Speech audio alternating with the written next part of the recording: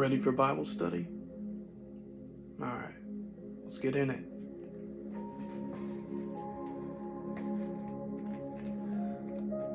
Peter's confidence.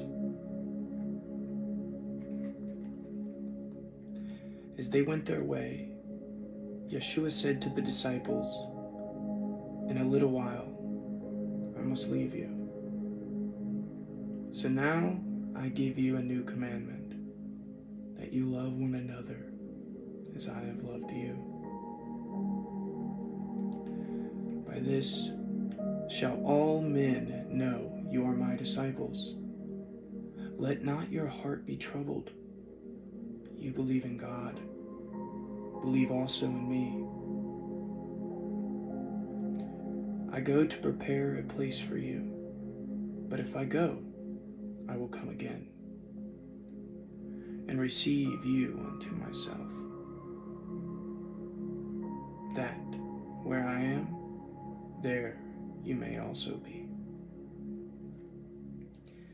You know where I'm going, and you know the way. Peter said, "Lord, where goest thou? I am ready to go with thee to prison or to death." Yahshua replied, "I go where you cannot follow me now, but you shall do so later. And I tell you that this night, before the cock crows, you will deny me 3 times. Lord, even if I should die, I will not deny thee," Peter cried.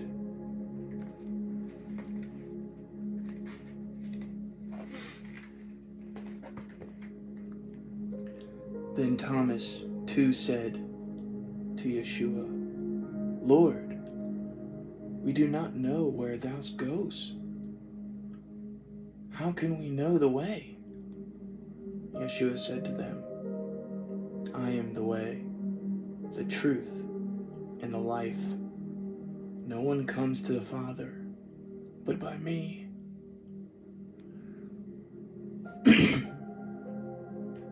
Philip spoke, "Lord, show us the Father. Have I been so long with you, and yet you have not known me?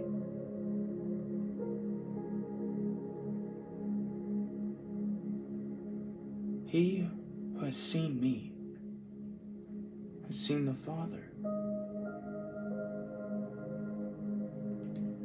Yahshua went on, "I am the vine, you are the branches. My Father is the vine grower, and he takes away every branch in me that is unfruitful. Every fruitful branch he prunes, to bring forth more fruit. Abide in me, and I will abide in you. Greater love has no man than this,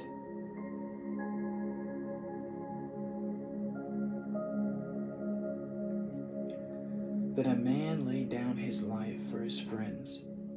Now let him who has purse or wallet take it, and him who has no sword sell his cloak and buy one."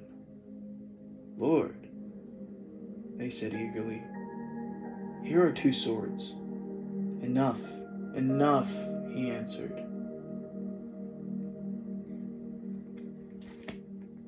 Do you know what he was saying?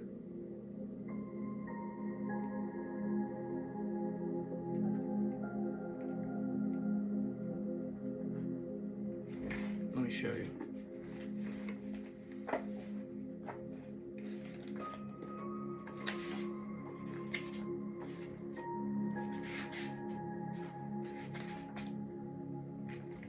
This is what he was saying. This is with he who has wisdom, the eyes and the ears to hear, the eyes to see to show you.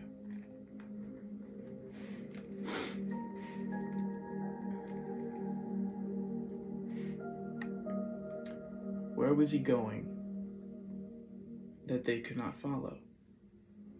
He was ascending to a whole new plane, out of a karmic cycle, into Dharma, where they could not follow, because they still had deeds they had to pay for. Karma.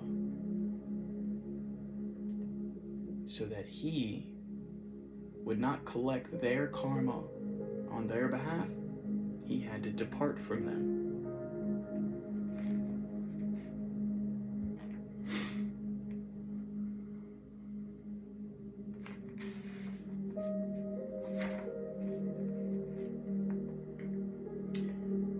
He said, "Before the cock crows, you will deny me 3 times.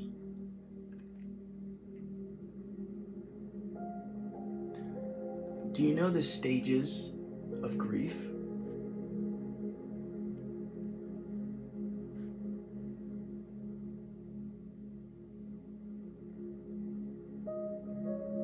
That's what this points to.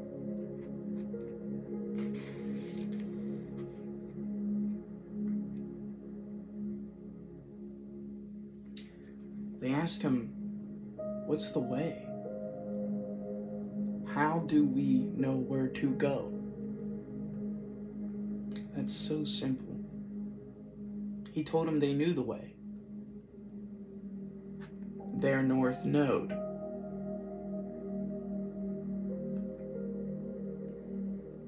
But he was talking more on an energetic level of karma.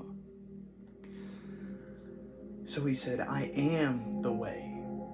Meaning, do as I do. Live how I live. Love how I love. Be how I am. I am the truth. There is no lie found within him. He lives in his truth.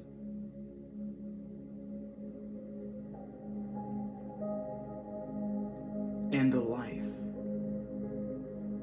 means he pours into people, pours into their cup, makes them feel alive, makes them feel with energy, life.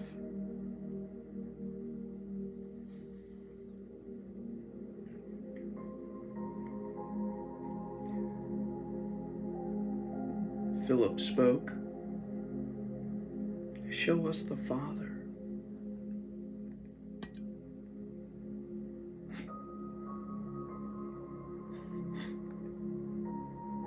You want to see the Father? Okay. Have I been so long with you, and yet you have not known me, Philip? You've known me for so long, and you haven't seen the Father within me? You haven't seen the divine inside? Every action I take, every word I say, there he is. And yet you still don't see. Shocking. Who has seen me has seen the Father.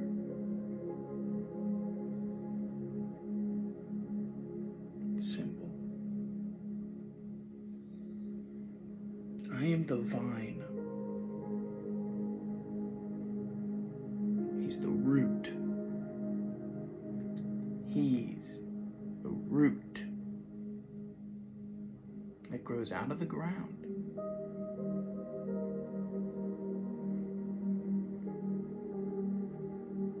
You are the branches. My Father is the vine grower and takes away every branch in me that is not fruitful. Every fruitful branch he prunes that means he takes stuff from the good ones so they can have more.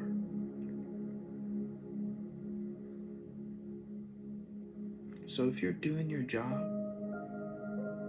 and you're doing it the best you can and you're serving God the best you can, and you think he's punishing you by taking away something,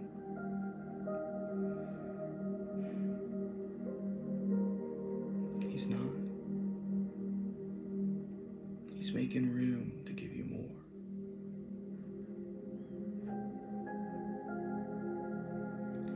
To bring forth more fruit. Abide in me, and I will abide in you. Greater love has no man than this, that a man lay down his life for his friends.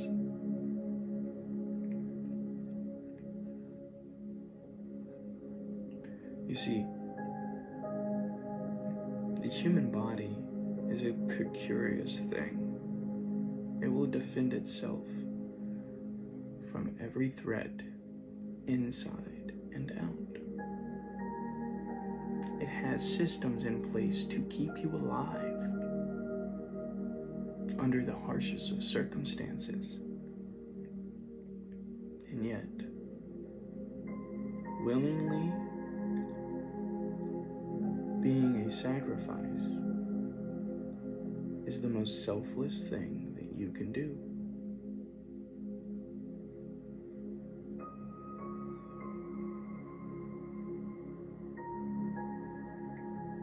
Until you're sick and tired of it.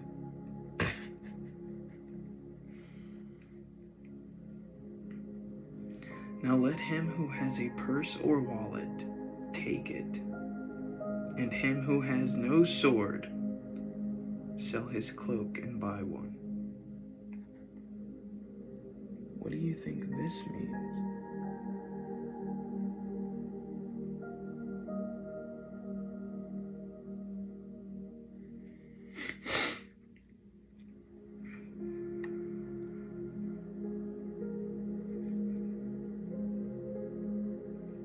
So, when they shouted out, "Here are 2 swords," he said, "Enough, enough." Means they did not get it. They did not understand.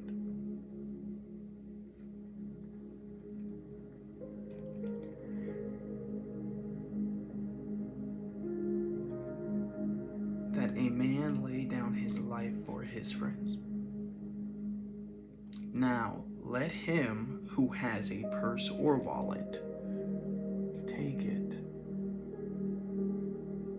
Now today, you would think, oh, is he telling them to snatch and grab?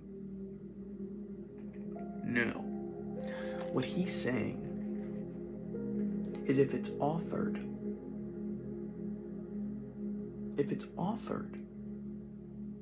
you may take it.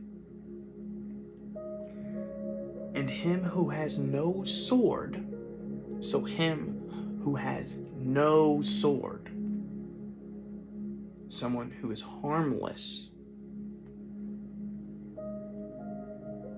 sell his cloak and buy one.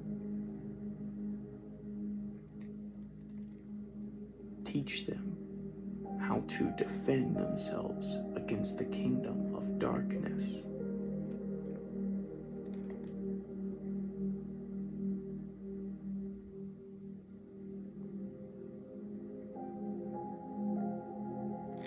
Teach them how to negate black magic. Teach them how to pray away the evil. Teach them how to have a sword for a tongue. Teach them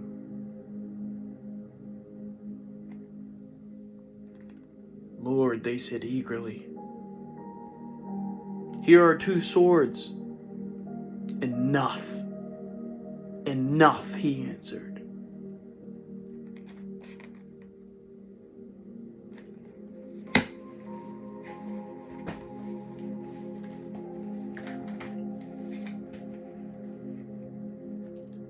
Many people skip over the very alluring text that can be hard to decipher. But did you know that the symbolism of a sword means truth?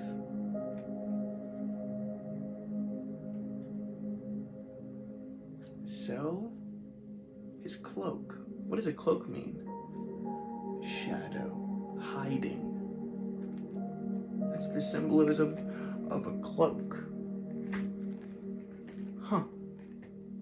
So, take his cloak,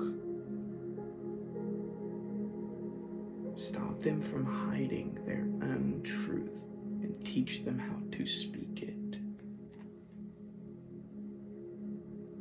You know what the symbolism for a purse or a wallet is? It's kind of simple, don't you think? If they offer, heal them.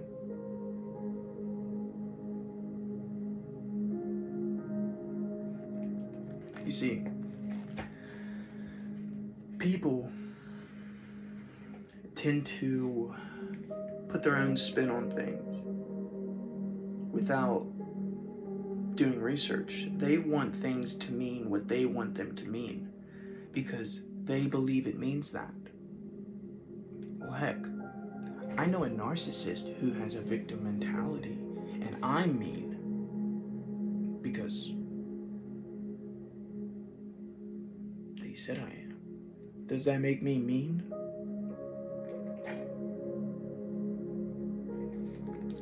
No. That just makes me have boundaries. I mean, I didn't used to, trust me. I made some mistakes. But now I do. And not only do I have boundaries, I'm calling judgment and holding people accountable for not taking responsibility for their actions, behaviors, and attitude.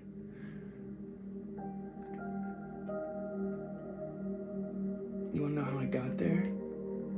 I stopped hiding my truth.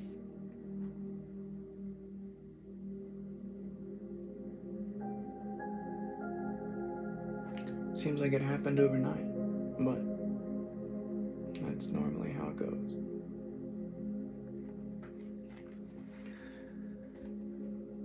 I know some emotional pastors who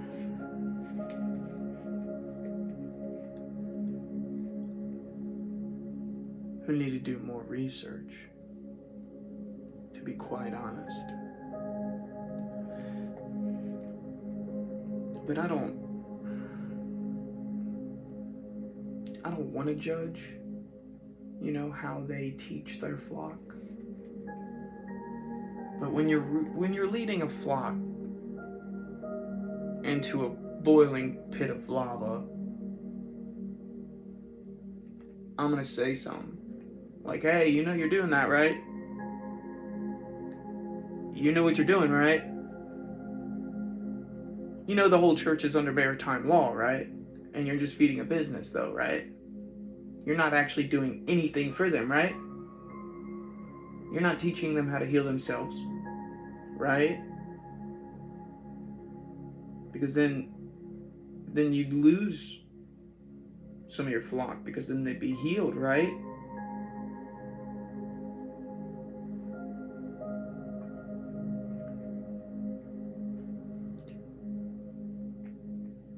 That's where we differ. I'll actually show you how to heal. I'll walk you through it, step by step. You tell me where you're at. Truthfully, you'd be amazed at how quick I can pick up on things. So, within 8 minutes of me talking to a complete stranger, I gave him the advice that was taking him months to figure out because he was emotionally attached. When your emotions get involved, you don't think very clearly. You know, this is the truth. We all do it. So with his situation is, he was with a girl and he wanted to be with his girl, but his girl is being manipulated and controlled by her mom. Because her mom, well, for lack of better terms, her mom got used to it. She got used to controlling the wills of other people. She didn't care if it was wrong that her daughter didn't have a life of her own. She looked at her daughter as she was weak. So if she didn't tell her what to do, somebody else was going to. She gets in the way of a union with this guy I'm talking to, about his problems and everything. And he's like, what do I do? And I'm like, bro, don't you see what's going on here? He's like, no. I'm like,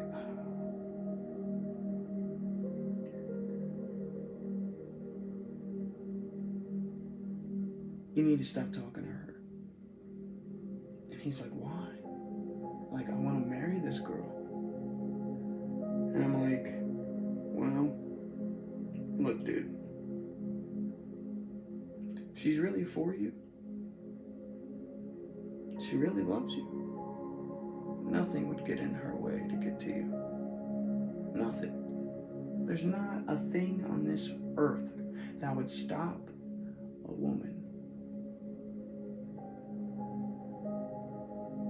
getting to the man she loves.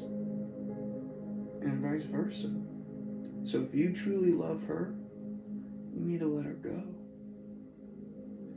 He was just like, man, I get that. And, you're right. I'm like, she's manipulating you because she's allowing somebody else to tell her how to react in your relationship with her. Why are you doing that? Why are you even allowing that? Like, that's a you and her relationship. You're not married to her mom. He's like, you're right.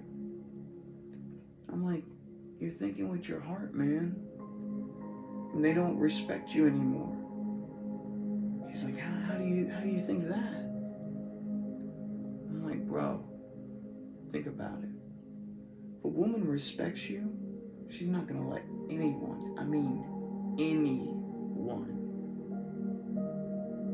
tell her about you. She knows. She knows.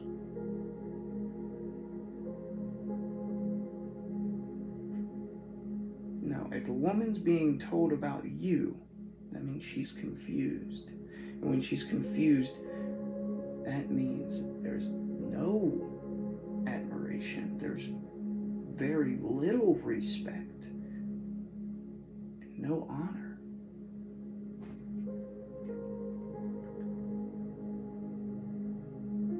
So he asked me, what do I do? What do I do in this situation? I'm like, what do you do about what? The honor, the admiration, the respect? How do you gain that back? Or how do you win her back? Which one? He's like, all of the above. What do I do, man? Like, what do I do? I'm like, come here. So he's just like, what? I'm like, think of it like this. If you don't take her back, if you don't answer at her beck and call, if you don't be the little good dog on a leash.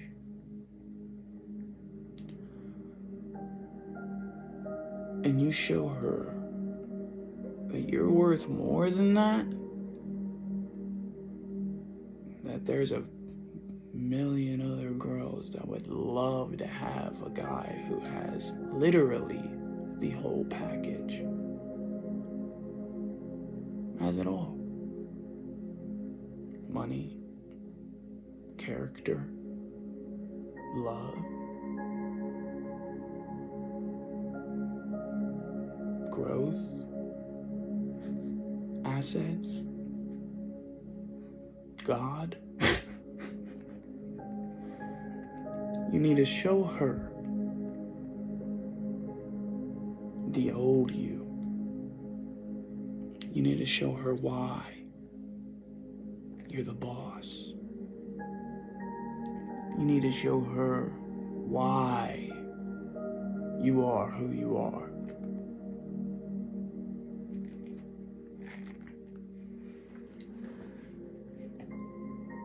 I haven't heard from him in like 2 weeks.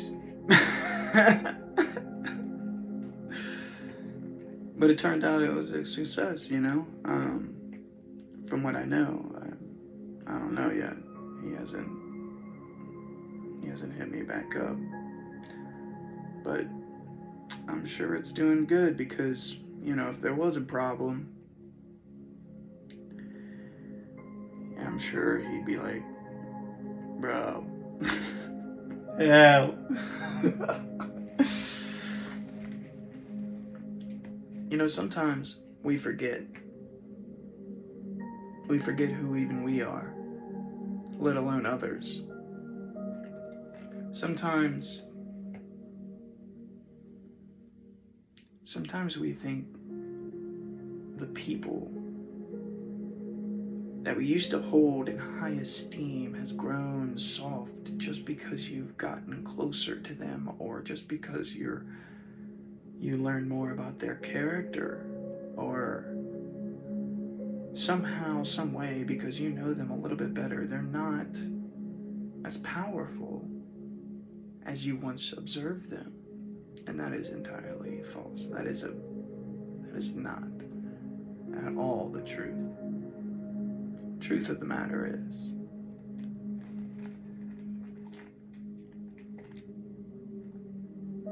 your perception of them changed because at one time you felt that they were at a higher status than you. And then when you got in the same room with them, you sat down and talked to them, then you started feeling like maybe I'm a higher status than them. Maybe I don't have to respect them the same way. Maybe they ain't all that. The truth of that matter is, if you think like that, then you're the one who has the problem. People don't just get soft. People don't just become less powerful.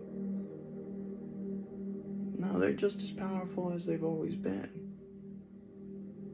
You've just changed your perception about it. How you view that. At first it was unobtainable, and then slowly gravitated into something that was a reachable goal. You see, recently, self-science, research and development, trademark pending, we bought, drum roll please, every grimoire on Earth. We're gonna learn black magic, we're gonna learn white magic, we're gonna learn gray magic, we're gonna learn how to harness energy. We're gonna And then, for a bit of homework, I'm gonna have you, after the series anyways, make your own spell. And then I'll have you send it in, and then we'll rate. And whoever wins, whichever spell wins, we'll get a prize.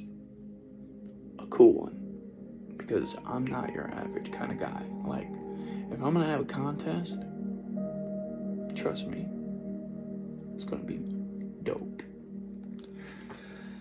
Yeah, I was thinking about how could you guys get more engaged. So that's what I came up with. Because, you know, around here, we're not just Bible study. We're not just teachings of Yahshua. We're not just, you know, teachings of Krishna, Buddha. You know, we actually dip further into the field in which our bodies envelop. And then we use that stuff and anything connected to it, which is everything. But that's why I chose self-science, because you master this, everything's a piece of cake. Like it is said, first seek the kingdom of God before anything else. I just listened. You want to learn too? What do you want to be? I can help you get there. I know the human body. I know the trials of the universe. I know the mind, what you need to learn, and how you need to learn it. I know exactly how long it takes to get over those humps. Integral psychology is no minor feat. When you learn these things, you get a real good idea real quick. Everybody else just chalks it up to, oh, there's no pattern to this. Everything that happens in your life has a pattern. I know you can figure it out. Because if I can do it, so can you. You know, I actually used to be really ridiculed and really like a lot of adversity. Because people got upset at the idea of me calling myself a prophet. They're like, no, a prophet should be this. They should be poor. They should be dead. They should be this. Why do you think you're a prophet?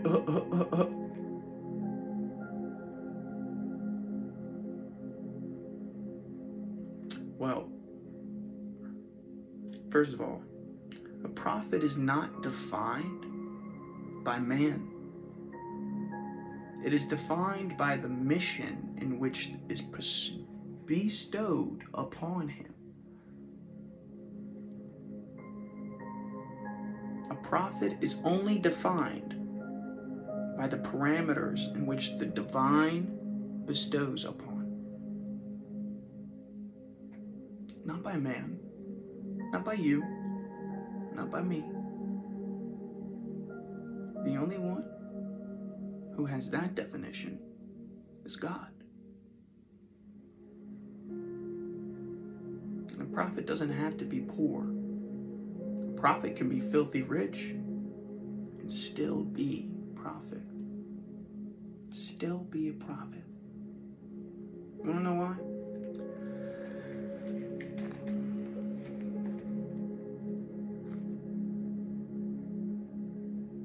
Because you need to question everything. How do we know that the Bible doesn't have propaganda in it? How do we know that the scribes did not put a prophet needs to be poor on purpose, or sell all your things on purpose. We don't. To be fair.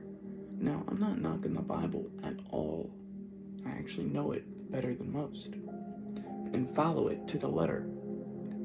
I ask this question because I am unbiased. God has gifted me with a very talented mind, and I'm just using it. If God didn't want me to know the things I know, I wouldn't know them. God didn't want me to question the things I question, I wouldn't question them. So understand, your divine purpose is yours. No one else's. Do you want to harness that divine purpose? Do you want to become the best you've ever been? I can help you. I can show you the way, the truth, and the life.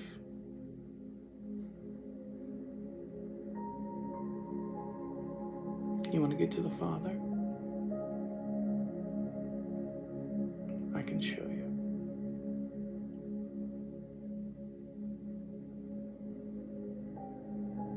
Let's move on. Today's card. 6 of Swords. Science.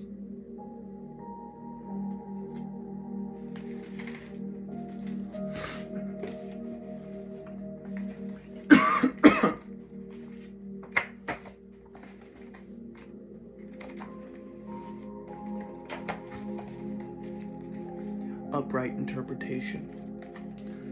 At the 6 of Swords, the Fool bears great wounds and losses. The conflict in the 5 of Swords proved to be very damaging, so she left in search of relief. She finds safety in calmer waters, though she could only bring what little she could salvage from the wreckage of her past.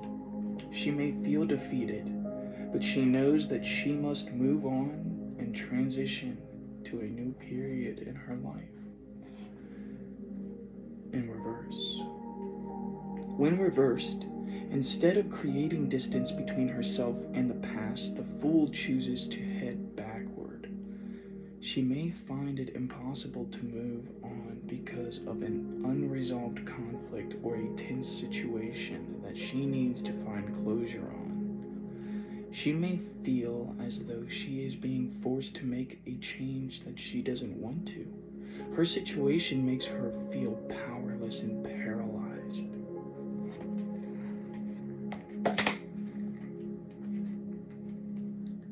So great movement of energy,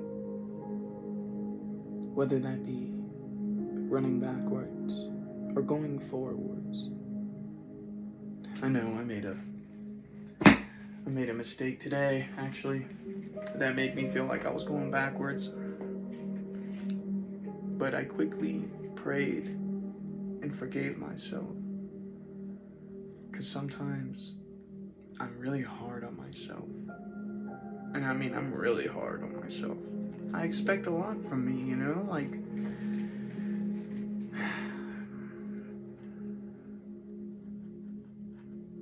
it's only right to expect more out of oneself than anyone else. And maybe that's where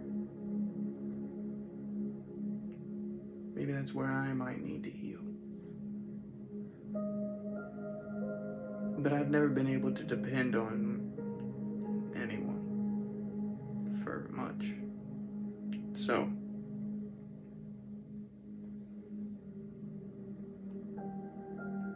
I was just hoping I could have someone who was like me.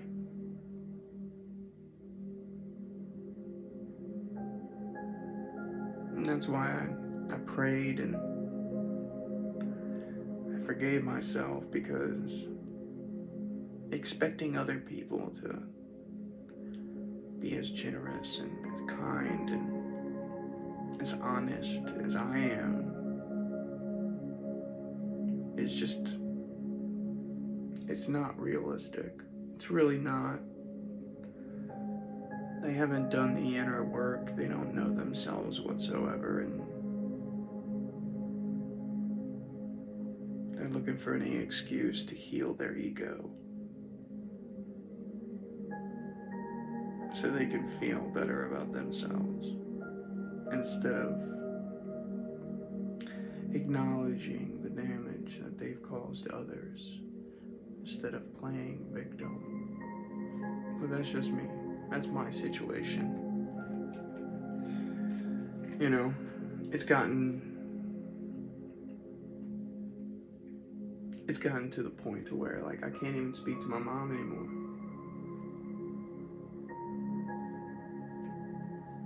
I've cut off every single person in my life. You know, I'm just afraid to make that last cut, because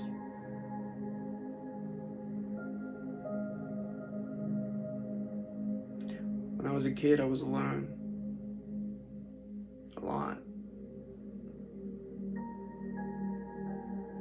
And it sucked. It really did. But now that I'm older, like, I seek to be alone on purpose. And I think that, you know, once I make this final cut, like, you know, I finally won't have people in my life who envy me to the point of trying to sabotage me, who are just jealous because they don't believe in themselves when I've done everything I could to help them. Sometimes you can't heal what you did not break.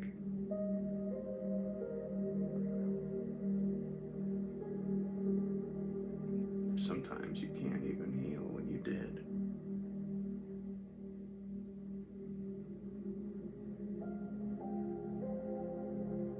That's life, though, you know? You gotta move forward. You can't sit there and beat yourself up for something that probably wasn't even your fault to begin with.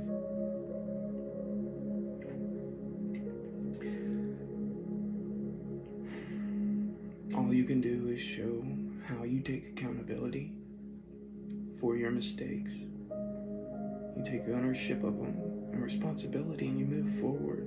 You don't sit there and say, oh, feel bad for me because I made a mistake.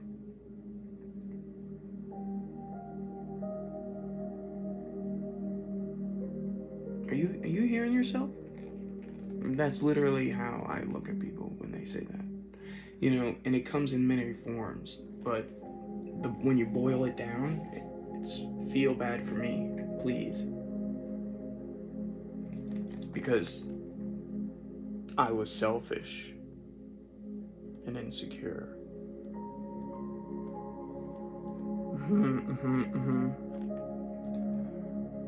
Why should I again? Let's go to the angelic realm.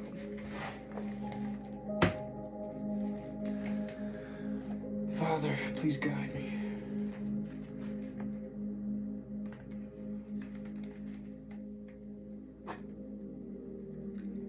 Bath cool.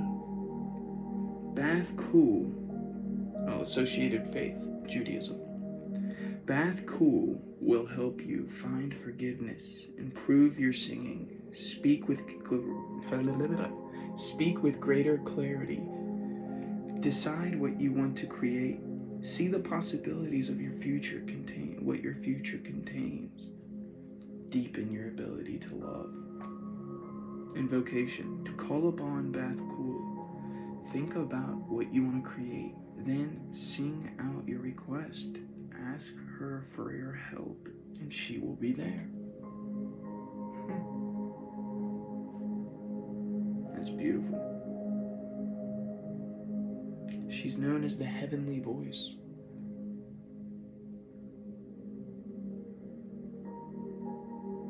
daughter of voice. She's symbolized by a dove.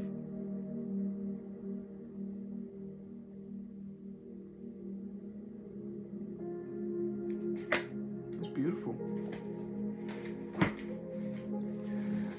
Time for the demonic realm.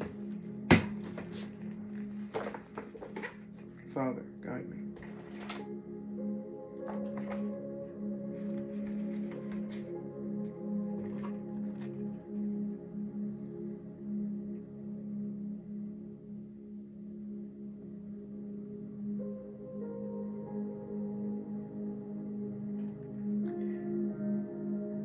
Gamiel, angel and demon.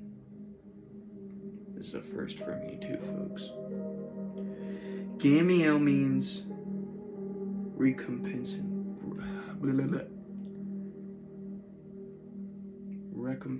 of God. In the Nag Hammadi and other Gnostic literature, Gamiel is the great Aeon, or angel-like demigod, whose name is mentioned frequently for graciousness and protection. With Abraxas and Sabalo, Gamiel takes the elect into heaven. The occultists, Ephesus Levi, saw Gamiel as an evil adversary of the cherubim angelic order, a demon who serves under Lilith. So we got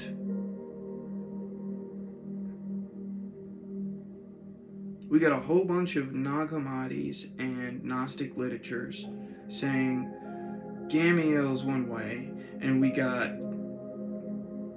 one occultist group who says Gamiel's a demon.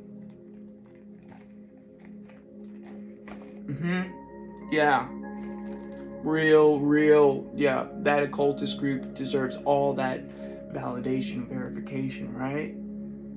But you got centuries of history saying, no, this is an angel.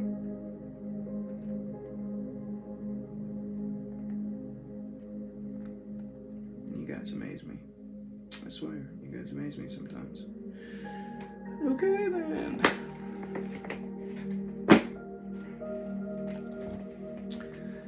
Remember, this is all up for interpretation and cannot be used in any way against me, ever. I'm just kidding. No, I'm serious, though. It's all up for interpretation. Make your own decisions. Do your own work. If you want some help, reach out. I will never reach out to you. Alright? I will never ask you for money. Alright? I will only say in the description box, donations are very welcomed. Don't you dare like this either. No likes. I don't like none of you. You don't like my stuff. Don't you dare do it. Don't do it. Don't you press that button. Don't you press it. Don't you do it. Don't do it.